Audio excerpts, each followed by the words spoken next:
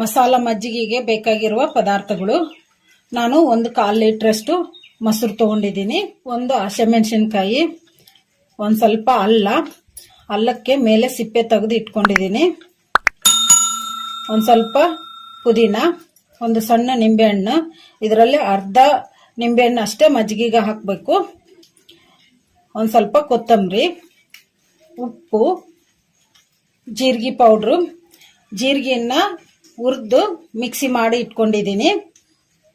ಈಗ ಇವನ್ನೆಲ್ಲ ಮಿಕ್ಸಿ ಮಾಡ್ಕೊಂಡ್ಬಿಡೋಣ. ನಾನು ಒಂದು ಮಿಕ್ಸಿ ಜಾರ್ ತೊಗೊಂಡಿದ್ದೀನಿ. ಮಿಕ್ಸಿ ಜಾರಿಗೆ ನಾನು ಅಲ್ಲನ್ನ ಈ ತರ ಕಟ್ ಮಾಡಿ ಇಟ್ಕೊಂಡಿದ್ದೀನಿ. ಈಗ ಇದನ್ನು ಹಾಕೋಣ.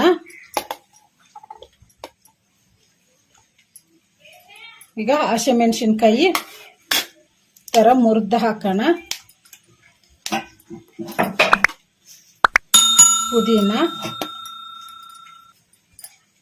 ಕೊತ್ತಂಬರಿ ಈ ತರ ಕಟ್ ಮಾಡಿ ಇಟ್ಕೊಂಡಿದ್ದೀನಿ. ಕೊತ್ತಂಬರಿ ಹಾಕೋಣ. ಒಂದು 1/4 ಸ್ಪೂನ್ ಅಷ್ಟು ಜೀರಿಗೆ ಪೌಡರ್ ಹಾಕೋಣ. 1 ಟೇಬಲ್ ಸ್ಪೂನ್ ಅಷ್ಟು ಉಪ್ಪು ಹಾಕೋಣ. ಈಗ ಅರ್ಧ ಹೋಳು ನಿಂಬೆಹಣ್ಣು ಹಿಂಡಿ ಬಿಡೋಣ.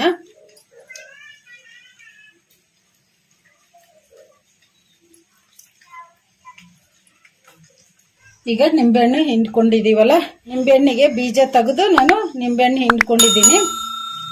ಈಗ ಮಿಕ್ಸಿ ಮಾಡ್ಕೊಂಡ್ಬಿಡೋಣ. ಒಂದ್ ಸ್ವಲ್ಪ ನೀರು ಹಾಕಿ ಮೆತ್ತಗೆ ಪೇಸ್ಟ್ ತರ ಮಿಕ್ಸಿ ಮಾಡ್ಕೊಂಡ್ಬಿಡೋಣ.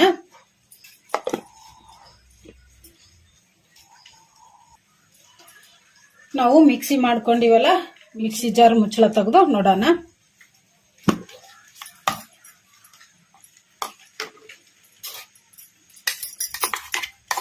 ಈ ತರ ಮೆತ್ತಗೆ ಪೇಸ್ಟ್ ತರ ಮಾಡ್ಕೋಬೇಕು. ಈಗ ಈ ಮಿಕ್ಸಿ ಜಾರಿಗೆ ಇನ್ನ ಸ್ವಲ್ಪ ನೀರು ಹಾಕಿ ಸೋಸ್ಕೊಂಡ್ಬಿಡೋಣ.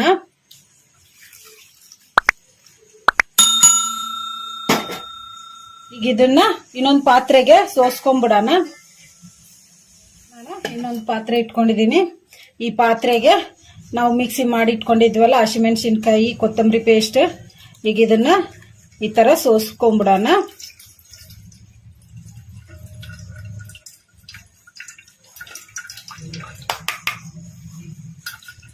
ಇದು ಹಾಗೆ ಹಸಿಮೆಣಸಿನಕಾಯಿ, ಕೊತ್ತಂಬರಿ ಹಾಗೇನೆ ತರಿ ತರಿಯಾಗಿದ್ರೆ ಮಕ್ಕಳಂತೂ ಮಜ್ಜಿಗೆ ಕುಡಿಯಲ್ಲ.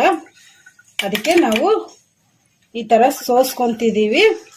ಈಗ ಈ ಮಸಾಲಾಗೆ ನಾವು 1/4 ಲೀಟರ್ ಮೊಸರು ತಗೊಂಡಿದ್ವಲ್ಲ, ಈಗ ಇದನ್ನ ಮಜ್ಜಿಗೆ ಮಾಡ್ಕೊಂಡು ಈ ಮಸಾಲಾಗೆ ಕಲಿಸ್ಕೊಂಡ್ಬಿಡೋಣ. ಈಗ ಈ ಮೊಸರನ್ನ ಮಜ್ಜಿಗೆ ಮಾಡ್ಕೊಂಡ್ಬಿಡೋಣ. ನಾನು ಈ ತರ ಒಂದು ವಿಸ್ಕರ್ ತಗೊಂಡಿದ್ದೀನಿ. ಈಗ ಇದರಿಂದ ಈ ತರ ಮಾಡ್ಕೊಂಡು ಮಜ್ಜಿಗೆ ಮಾಡ್ಕೊಂಡ್ಬಿಡೋಣ. ಚೆನ್ನಾಗಿ ಮಿಕ್ಸ್ ಮಾಡ್ಕೋಬೇಕು.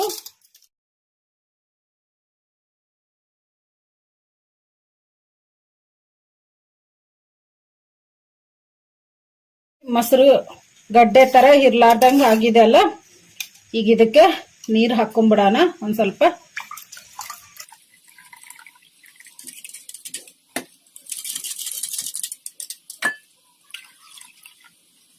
ಈಗ ಮೊಸರನ್ನ ಮಜ್ಜಿಗೆ ಮಾಡ್ಕೊಂಡಿವಲ್ಲ, ಈಗ ಇದನ್ನ ನಾವು ರೆಡಿ ಮಾಡಿ ಇಟ್ಕೊಂಡಿರೋ ಮಸಾಲಾಗ ಹಾಕೊಂಡ್ಬಿಡೋಣ.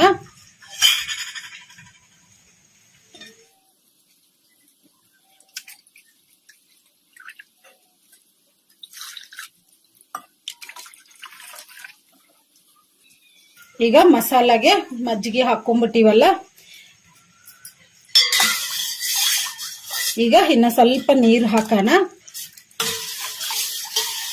ಈಗ ಇನ್ನ ಸ್ವಲ್ಪ ಉಪ್ಪು ಹಾಕೋಣ. ನಾವು ಮಿಕ್ಸಿ ಮಾಡ್ಕೋಬೇಕಾದ್ರೆ 1 ಟೇಬಲ್ ಸ್ಪೂನ್ ಉಪ್ಪು ಹಾಕಿದ್ವಲ್ಲ, ಈಗ ರುಚಿಗೆ ಎಷ್ಟು ಬೇಕಷ್ಟು ಉಪ್ಪು ಹಾಕೊಂಡ್ಬಿಡೋಣ. ಕಲಿಸ್ಕೊಂಬಿಡೋಣ. ಚೆನ್ನಾಗಿ ಉಪ್ಪು ಕರಗೋ ಥರ ಕಲಿಸ್ಕೋಬೇಕು. ನಾವು 1/4 ಲೀಟ್ರ್ ಮೊಸರಿಗೆ 3/4 ಲೀಟ್ರ್ ನೀರು ಹಾಕಬೇಕು. ಅವಾಗ 1 ಲೀಟ್ರ್ ಮಜ್ಜಿಗೆ ಆಗುತ್ತೆ.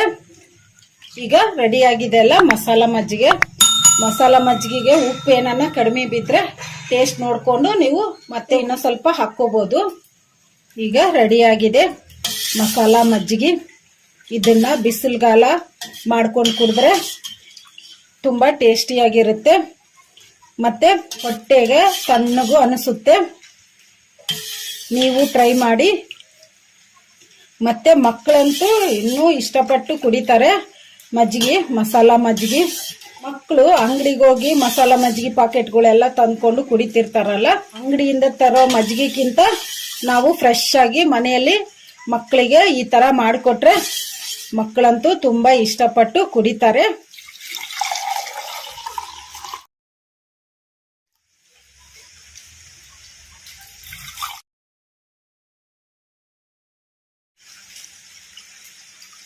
ಈಗ ರೆಡಿಯಾಗಿದೆ ಮಸಾಲ ಮಜ್ಜಿಗೆ.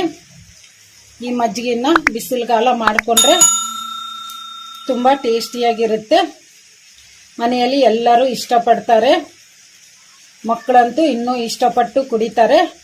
ಈ ವಿಡಿಯೋ ನಿಮಗೆ ಇಷ್ಟ ಆದರೆ ನನ್ನ ಚಾನಲನ್ನು ಸಬ್ಸ್ಕ್ರೈಬ್ ಮಾಡಿ, ಲೈಕ್ ಮಾಡಿ, ಶೇರ್ ಮಾಡಿ, ಕಮೆಂಟ್ ಮಾಡಿ. ಸಬ್ಸ್ಕ್ರೈಬ್ ಬಟನ್ ಪಕ್ಕ ಬೆಲ್ ಬಟನ್ ಇರುತ್ತೆ, ಅದನ್ನು ಪ್ರೆಸ್ ಮಾಡಿ. ನಾನು ಯಾವುದೇ ಒಂದು ಹೊಸ ವಿಡಿಯೋ ಮಾಡಿದರೂ ನಿಮಗೆ